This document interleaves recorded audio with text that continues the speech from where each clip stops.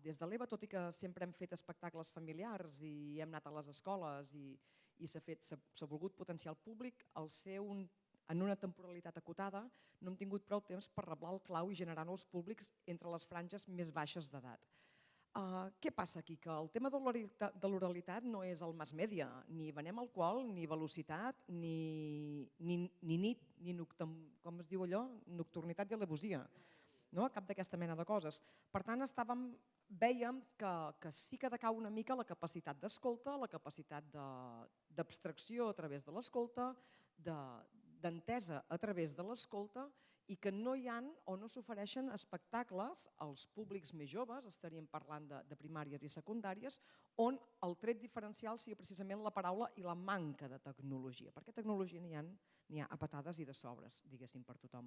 L'EVA Ludens, doncs, aquest any hem fet una prova pilot de 4 mesos i estem engegant per començar al setembre en diferents centres de l'Alt i el Baix Penedès, de primària i de secundària, i hem començat una prova pilot on s'ha ofert mensualment a tots els alumnes de 5è i 6è i primer i segon de secundària, 5è i 6è de primària i 5è i 6è, perdoneu, de primària i primer i segon de secundària, se'ls han ofert mensualment i curs per curs, no vol dir tots els cursos junts, sinó curs per curs i classe per classe, espectacles de narració, glosa, cançó,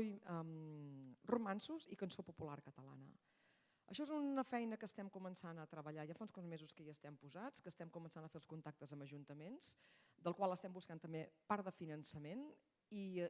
estem parlant també amb els centres implicats amb els quals volem portar a terme aquesta proposta. Actualment tenim 3 centres ja confirmats, CUNIT, estem parlant amb altres ajuntaments i centres de l'Alt i el Baix Penedès i esperem tenir, ens proposem nosaltres un màxim de 5 municipis implicats en tota aquesta proposta